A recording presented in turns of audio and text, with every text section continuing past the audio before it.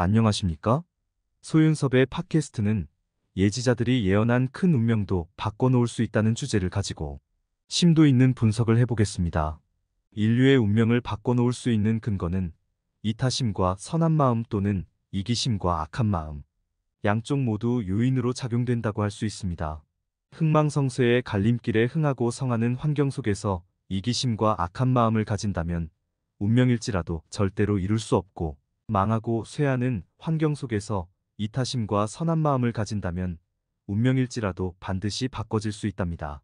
그렇다면 동서양의 예지자들이 예언한 제3차 대전을 가지고 분석해 보겠습니다. 대만 해협과 한반도는 제3차 대전으로 확산될 수 있는 유력한 지역으로 분석하고 있습니다. 대만 해협은 미중 관계의 최전선이 전쟁 확산으로 제3차 대전의 핵전쟁으로까지 발생시킬 수 있다면, 한반도는 북한의 핵무기가 조중동맹의 혈맹으로 제3차 대전의 핵전쟁까지 발생시킬 수 있답니다.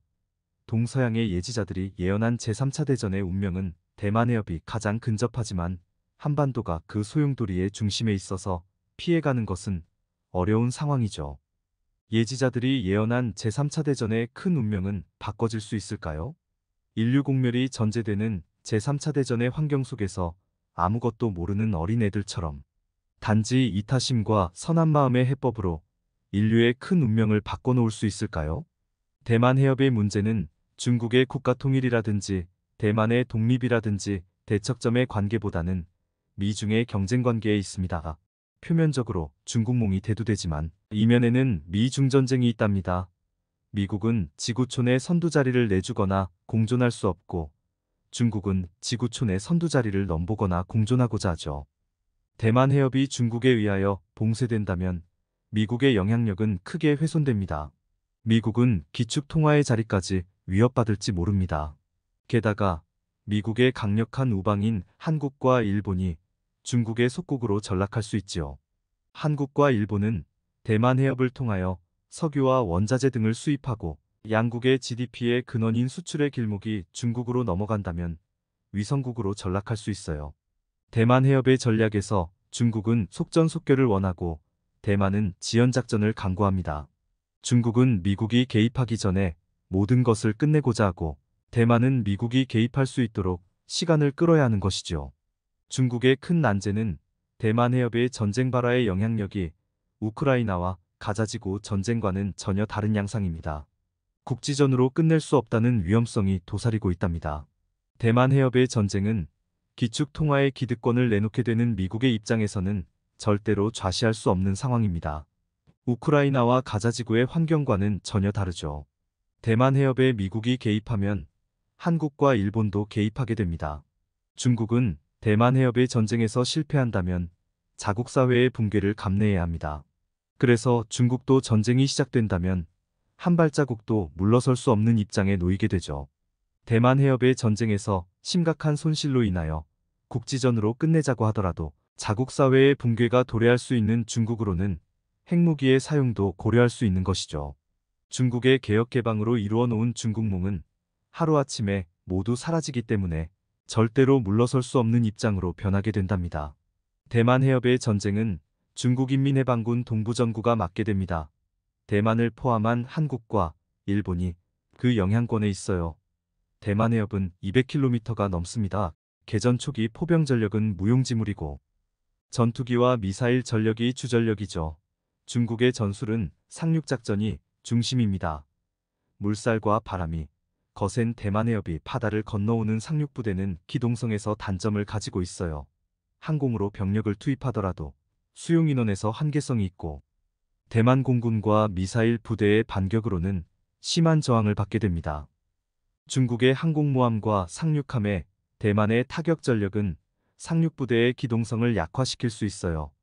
대만 공군과 미사일 부대를 중국이 약화시키더라도 미일의 공군과 미사일 전력을 급히 참여시킬 수 있는 반전의 상황을 초래시킬 수도 있어요.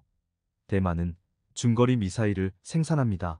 우크라이나와 가지지구의 상황과는 전혀 다르게 베이징과 동부전구를 향하여 대만 공군과 미사일은 거침없이 나설 수 있답니다. 베이징과 동부전구가 화염에 휩싸인다면 오키나와와 평택 미군 기지는 미사일 공격을 받게 될 수 있어요. 대만을 지원하는 미군의 보급기지는 오키나와와 평택기지이기 때문입니다. 이런 환경 속에서 북한은 조중동맹에 의하여 한반도의 국지전으로 앞서기도 하고 뒤서기도 할 수 있어요. 대만 해협의 전쟁이 한반도와 일본으로 확산된다면 제3차 대전은 시작되는 것이지요. 북한은 핵 개발에 의한 유엔 제재를 한반도 전쟁으로 돌파구를 찾고자 할 수 있어요. 북한은 대만 해협의 전쟁을 빌미로 독자적인 한반도 전쟁을 구축할 수 있죠. 대만 해협이 전쟁 초기에서 양쪽 진영들은 크게 타격을 입게 되더라도 발을 뺄 수 없는 구렁텅이로 빠지게 됩니다. 발을 빼게 된다면 모든 것을 잃을 수 있기 때문이죠. 전후 복구와 전쟁 보상금 그리고 민심이 받는 모든 것을 잃어버리게 만들게 되죠.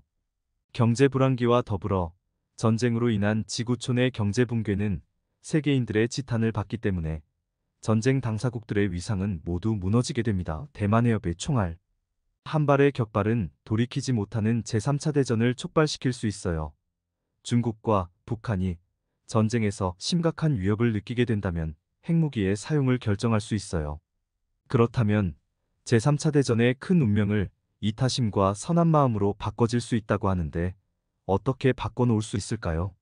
동서양의 예지자들은 제3차 대전뿐만 아니라 인류의 멸망까지도 예언하고 있잖아요. 인류의 멸망은 아니지만 인류의 대부분이 사라지는 큰 위기이죠. 제3차 대전이 발생하지는 않더라도 인류는 큰 위기에 빠지게 됩니다. 인류가 위기에 빠지게 된다는 상황은 운명이라는 것이지요. 기후변화에 의한 천재지변으로 인류의 멸망은 시시각각 다가오고 있습니다.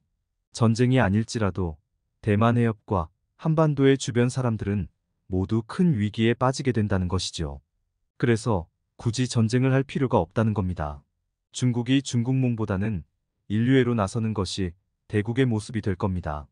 대국은 군사력과 돈이 아닙니다. 자국민의 국민성이 인권과 사회정의로 충만한 것이 대국의 모습입니다. 미국도 식민지쟁탈의 역사적 책임을 가진 국가이지만 자국민의 국민성을 인권과 사회정의로 충만하게 하였다는 것이죠. 세상 사회의 어느 곳보다도 자국민의 국민성이 좋았다는 겁니다. 오늘날은 인권과 사회정의를 넘어서는 가치관의 상실로 어려움을 겪고는 있지만 미국 국부들의 버팀목으로 아직까지는 자국민의 국민성을 지탱해주고 있다고 생각합니다. 국민성은 하루아침에 이루는 것이 아니라 가꾸어가는 것이죠. 중국과 미국은 지구촌의 선두자리를 놓고 전쟁을 할 때가 아닙니다. 기후온난화로 인한 위기는 인간의 경우만이 아닌 동식물의 입장에서도 있습니다. 인류뿐만 아니라 모든 동식물이 사라지게 되는 위기이지요. 중국과 미국은 지구촌의 패권 다툼이 아닌 인류와 동식물을 살리는 이타심과 선한 마음을 자국민에게 전해줘야 합니다. 자국민이 인류애로 나서는 국민성으로 대국의 모습을 갖추어야 합니다. 전쟁과 같은 지구촌의 큰 운명은 인간의 이기심과 악한 마음의 환경 속에서 바꿔질 수 없다는 것으로 반복되어 왔을 뿐입니다. 대만 해협과 한반도의 문제가 입증해주고 있습니다. 수도 없는 이기주의의 장애물로 인하여 그 운명은 바꿔질 수 없다는 포기론이 팽배하죠. 하지만 운명은 크든 작든 바꿔질 수 있는 것입니다. 동서양의 예지자들은 운명은 바꿔질 수 있다고 경고한 것이죠. 제3차 대전과 인류 멸망을 바꿔놓을 수 있는 기후온난화 문제를 해결한다면 절대적인 운명조차도 바꿔질 수 있다는 것을 직접 확인할 수 있다고 감히 말하면서 오늘 소윤섭의 팟캐스트는 이상으로 마치고 다음 시간에 다시 뵙겠습니다.